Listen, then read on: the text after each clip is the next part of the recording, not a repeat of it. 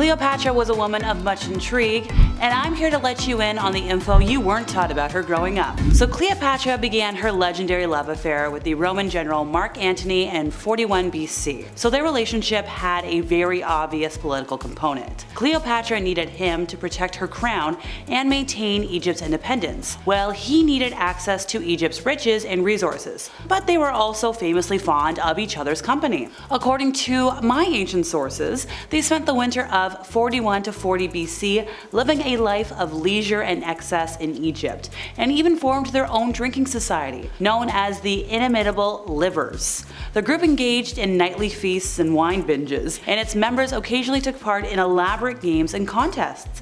One of their favorite activities supposedly involved wandering the streets of Alexandria in total disguise and playing pranks on its residents. The real-life double ending of Antony and Cleopatra, as recorded by Plutarch, provided a suitably tragic ending to Shakespeare's play, but it probably didn't go down exactly as he wrote it. Antony, falsely believing Cleopatra to be dead after a failed sea battle against Octavian, falls on his own sword and eventually dies in her arms from the wound. Cleopatra, not willing to be paraded in the streets of Rome as a prisoner, has a poisonous snake smuggled into her quarters, and in the final scene of the play, she hugs it and, it bites her.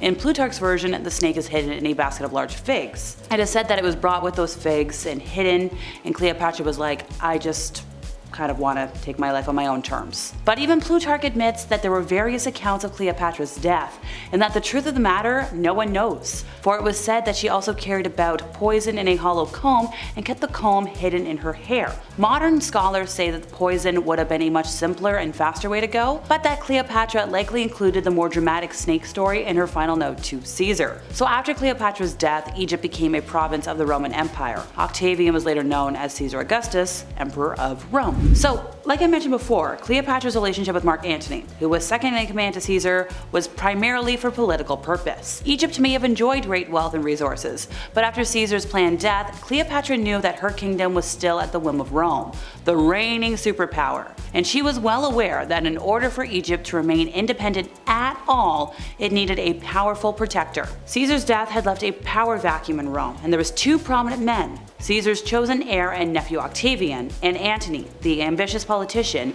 and they were fighting quite the war to fill it. Octavian had the financial backing of the Senate, and Antony desperately needed money to pay his troops, and this is where Cleopatra saw her in. Writing of the first meeting between Antony and Cleopatra, Plutarch paints a picture of an older, wiser Cleopatra, intent on winning her prize. Caesar's acquaintance was with her when a girl, young and ignorant of the world, but she was to meet Antony in the time of her life when woman's beauty is most splendid, and their intellects are in full maturity.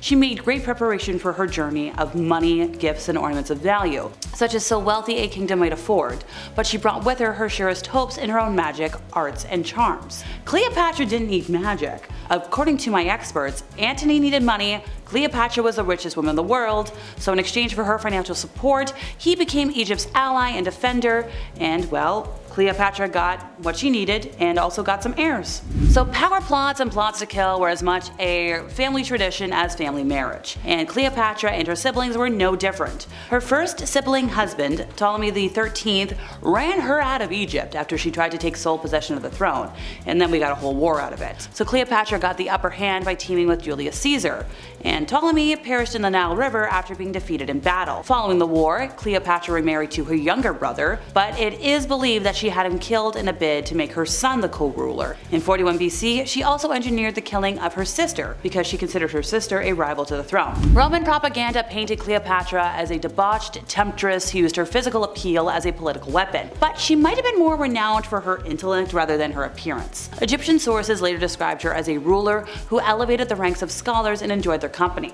There's also evidence that Cleopatra wasn't as physically striking as once believed. Coins with her portrait show her with manly features and a large hooked nose, although some historians contend that she intentionally portrayed herself as masculine as a display of strength. For his part, good old Plutarch once again, claimed her beauty was not altogether incomparable, and that it was instead her speaking voice and irresistible charm that made her so desirable. So at the height of her power about 2,000 years ago, Cleopatra's empire stretched across the Mediterranean, from modern-day Libya in the west, through Egypt to Syria in the east, which is the largest amount of territory any woman has ever ruled. She was the absolute ruler over 7 million people and the richest woman in the world, worth 95.8 billion with a B dollars in today's currency. She was probably the richest person in her time. So like I mentioned before, Cleopatra had sibling husbands. So the first one was her younger brother. That was the 13th. So after Cleopatra's dad died, she was in charge. But at the time, you needed 2 people in charge. So it was like, look, let's just get married and get it over with. Sure, it is a little odd, but it was more symbolic for the sake of upholding the tradition until, well, she went.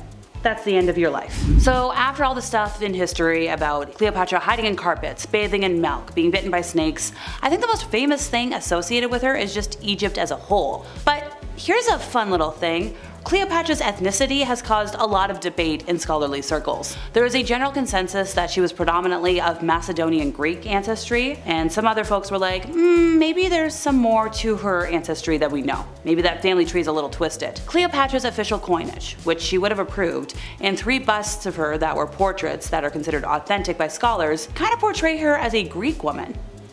Interesting. So why is finding her such a big deal? Minus the obvious importance of finding a royal. Cleopatra's unparalleled brilliance contributed to a lot of elusiveness during her lifetime and long after her death. A lot of folks might argue that much was lost when Cleopatra's life ended, and we don't know what happened next. A lot of folks assert that much has been found in the tireless pursuit of this extraordinary figure's final resting place. Cleopatra is rumored to have said, "No man will ever find my tomb." So maybe it is fitting that the only person who has really come close to discovering her sacred burial site is a woman. Expert archaeologist Dr. Kathleen Martinez has imagined her first words if she ever does find Cleopatra. She would get very close to the sarcophagus, touch it and say, "The world has never forgotten you, Queen." The Queen has outsmarted Emperor Augustus and the Roman army. She outsmarted the many historians and archaeologists who have looked for her for centuries. Even though Cleopatra was a Roman prisoner by the time of her death, she disappeared from captivity.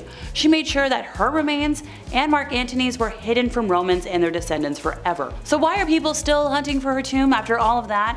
Well, it's because the location of it has eluded experts forever. Napoleon famously led an expedition searching for the crypt in the early 19th century. Egyptologists widely believe it is hidden somewhere in Alexandria because that's where the missing tombs of all 14 of the Ptolemaic pharaohs are expected to be. Going back to Plutarch once again, he indicated that when Emperor Octavian ended that whole war by defeating Cleopatra and her beloved husband, he might have allowed for them to be buried together. And even though the prospect of finding all of their physical remains is thrilling, Plutarch's like, I'm not sure. A lot of experts accept that both the Queen and her royal consort died dramatically. How? Well, we're not sure. We did cover that earlier. Could have been the poison, could have been the snake. Nevertheless, all of this mystery might have been a cover-up. Maybe the Queen was killed intentionally. A lot of the contemporary understanding of Cleopatra is based on the accounts of ancient Roman and Greek historians who undoubtedly held a bit of a bias towards her. So if we ever got our hands on her mummy, an autopsy might reveal different truths. So if we're going back to our expert, Martinez, she's like, I think it was the snake bite. She thinks it was ceremonial, part of a ritual, shedding her mortal coil so as to ascend to the status of goddess. So the ritual might have culminated in moving her body from her palace to a temple. Well, that's all for today, folks. I've been Alexa. See ya!